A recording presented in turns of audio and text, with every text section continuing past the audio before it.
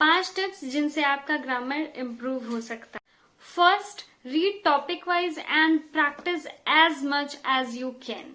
सो हमेशा जब भी आप ग्रामर की पढ़ाई शुरू करिए तो हमेशा टॉपिक वाइज स्टार्ट कीजिए। पहले आप पार्ट्स ऑफ स्पीच पूरा पढ़िए, उसके बाद पार्ट्स ऑफ स्पीच का जो जैसे एक टॉपिक आपने पढ़ा उसके बाद उसका प्रैक्टिस कीजिए। नाउन आपने पढ़ा तो नाउन का प्रैक्टिस कीजिए, प्रोनाउन आपने पढ़ा तो प्रोनाउन की प्रैक्टिस कीजिए। इससे जितनी ज्यादा आप प्रैक्टिस करेंगे उतना ज्यादा आपके दिमाग में जो रूल्स आपने पढ़े हुए हैं टॉपिक में वो आपके दिमाग में बिल्कुल बैठ जाएंगे। और सेकेंड थिंग ये कि हमेशा जो टॉपिक है उसके बाद जो एक्सरसाइज दी रहती है हमेशा उस पर ही रिलाई मत कीजिए। आपको मिसलेनियस टॉपिक पे भी आपको क्वेश्चन सॉल्व करने हैं। जैसे अगर आपने कोई टॉपिक पढ़ के जस्ट उसी का जैसे नाउन पढ़ा आपने और नाउन का ही आप एक्सरसाइज करें तो आपके दिमाग में रहेगा कि इसमें जो एरर है वो नाउन से ही रिलेटेड होगा। इस वजह से आपका पूरे और सेंटेंस पे ध्यान नहीं जाएगा और आप सिर्फ और सिर्फ नाउन को ध्यान में रखेंगे। ऐसा ही आपका एडजेक्टिव में, प्रोनाउन में, एडवर्ब में, हर चीज में ऐसा ही होगा। तो इसलिए बहुत जरूरी है कि पहले जब आप टॉपिक वाइज पढ़ लें, एक्सरसाइज कर लें, सारे आपके टॉपिक्स खत्म हो जाएं, उसके बाद आप मिसलेनियस प्रैक्टिस सेट करते रहें, जिससे आपका ध्यान जो है वो पूरे सेंटेंस पे जाएगा और आपका दिमाग पूरे चारों तरफ जाएगा कि इसमें भी गलती हो सकती है, उसमें भी गलती हो सकती है और उसमें भी गलती हो सकती है। Second, highlight the important sections. Yes, बहुत सारे लोग बोलते हैं कि हाईलाइट करने से, बुक में हाईलाइट करने से तो अगर इंपॉर्टेंट समझकर हाईलाइट करें तो पूरी बुक ही हाईलाइट कर देंगे। ऐसा नहीं होता है।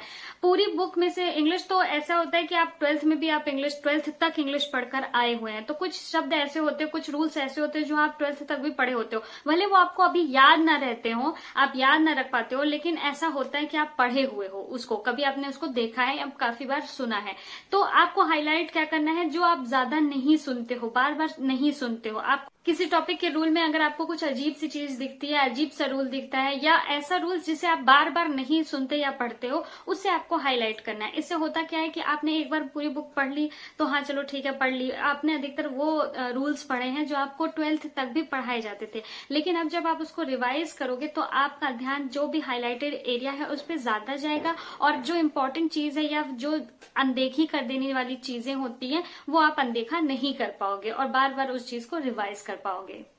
Third, make charts. Yes, charts जो होते हैं वो काफी ज्यादा यूजफुल होते हैं आपको कोई भी रूल, कोई भी चीज याद करने के लिए। अभी आप सोचोगे कि कैसे इंग्लिश में कैसे चार्ट बना सकते हो कि बाकी सारे फॉर्मूलाज में, बाकी सारे सब्जेक्ट्स में तो चार्ट्स बन सकते हैं, लेकिन इंग्लिश में भी आप आराम से चार्ट्स बनाकर याद कर सकते हो। जैसे आपने नरेशन पढ़ा और एक्टिव पैसिव पढ़ा तो आप नरेशन के एक रूल का पूरा चार्ट बना सकते हो। आपने एक्टिव पैसिव पढ़ा तो एक्टिव का कैसे पैसिव बनाते हैं एक चार्ट में छोटा सा बनाकर आप उसको याद कर सकते हो, पढ़ सकते हो। इससे आपको जो रूल्स होते हैं, जो डिफरेंस होता है, जो एक्सेप्शंस होते हैं, वो सारे एक ही जगह पर मिल जाते हैं और आपको वो फिगर के रूप में आपके दिमाग में बार बार याद आता रहता है। सो बहुत इजी तरीका है आपको रूल्स याद रखने के लिए।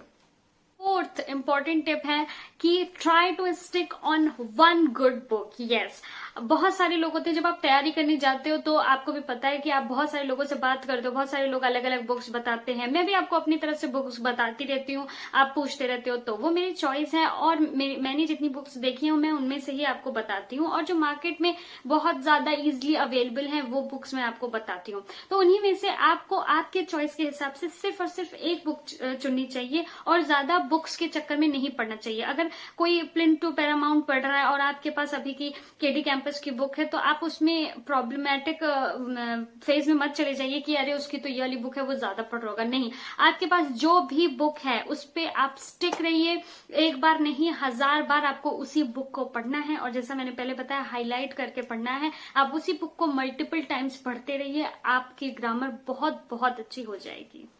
फिफ्थ सबसे इंपॉर्टेंट टिप है मेक नोट्स। यस, जब आप मिसलेनियस प्रैक्टिस करने जाओगे तो कई क्वेश्चंस ऐसे आते हैं जिसका आपने टॉपिक तो पढ़ा था, आपको लगा था कि हाँ वो आपको समझ में आ गया और आपको याद रहेगा, पर आप बार बार उन्हीं टॉपिक्स पे मिस्टेक करते रह रहे हो, आप उसको रिकॉल नहीं कर पाते कि अच्छा ये वाला भी मिस्टेक हो सकता था। तो ऐसे ही मिस्टेक्स को, ऐसे ही रूल्स को आपको एक जगह लिख लेना है। ऐसे कई सारे रूल्स हो जाएंगे जो आपको बार बार याद करने में प्रॉब्लम होती है या कुछ आड़े टेढ़े से रूल्स हैं जो जो आप बार बार नहीं सुनते हैं।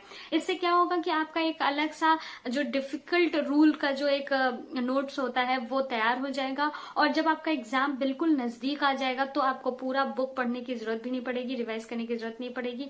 आपको बाकी बुक की सारी चीजें तो याद रहती ही हैं ऑब्वियसली, तभी आपने यहाँ पे अलग सा लिख कर रखा है। तो आप सिर्फ ये पढ़ के जाओ और आराम से अपना एग्जाम दे सकते हो। सो ये थे 5 टिप्स। आई होप आपको पसंद आए, और अगर आप इस तरह से करते हैं, आप प्रैक्टिस करते हैं, तो आई एम श्योर कि आपका ग्रामर बहुत अच्छा हो जाएगा। मैं भी ये सब यूज करती हूँ। और happy Dhanteras, wish you luck.